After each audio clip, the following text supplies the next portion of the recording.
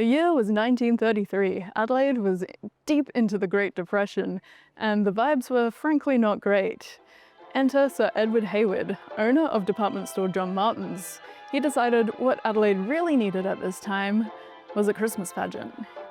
Worried no one would show up, he decided to hire a guy with a small plane and a loudspeaker to fly over the city telling people to come to the pageant. Apparently that worked because over 2/3 of the city's entire population showed up.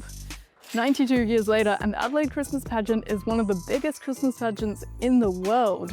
But how exactly do we pull it off every single year? To find out, we're here at Stardust Castle to meet the man in charge, Pageant Director Brian Gilbertson. So Brian, tell us, how long have you been involved with the Adelaide Christmas Pageant? Just coming on 25 years. And how would you say the pageant has evolved over the years? Look, there's a lot of tradition with the pageant, so you don't want to mess with tradition. You don't want to mess with something that is a success. But equally, we've got to bring it into the 21st century. And of course, you know, there's a public that is just so enamored by the pageant. I think they take ownership in it. So what I've always wanted to know is, can we claim the Adelaide Christmas Pageant as the biggest Christmas pageant in the world? I think we can claim that we have the most floats in any Christmas pageant in the world.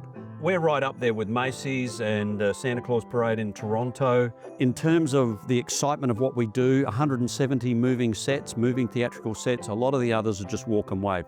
We actually work on having characters perform things in sets. So tell us about the room that we're in right now. Well, this is the props room.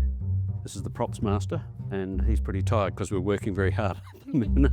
We have our models that we store up the top there. These are the props. They're carried by participants and or clowns to help them characterise their sets. So this is where we store them, and they're actually made out in the workshop in this artist studio.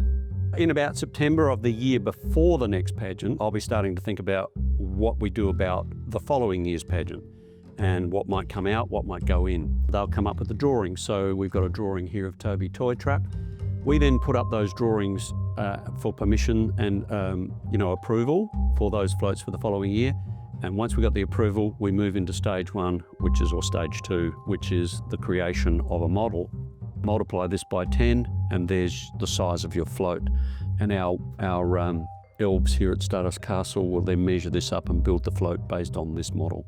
After we've done the approvals for the floats and we've got the model, we get the artist to come into the costume room and we talk to our wardrobe staff. And as creative director, I'm asking them to think about certain ways that we can create costumes. Then production goes on with the costumes, and then suddenly, as we get towards the end of any given year in the lead up to pageant, we now have a set, we have characters, and we can fulfill our obligation to the public, which is 170 theatrical moving sets. Great, so can you show us where the floats get made? Love to. We're heading that way. This is where the magic happens. Lucky to have Nipper and Nimble there. They've been in the pageant since 1933. They were both in the first parade. And of course, you know, very noisy place during the year. Lots of things happening, you know, constantly things moving around. People hammering, people soaring, people wheeling. A very exciting place to be during the year on any particular day. So that was a look at the behind the scenes of how the Christmas pageant is put together each year. But the floats are only part of the story. The real magic is the thousands of volunteer performers who bring the pageant to life every year, including hundreds of clowns. And while being a clown might seem all fun and games, there's some serious training involved.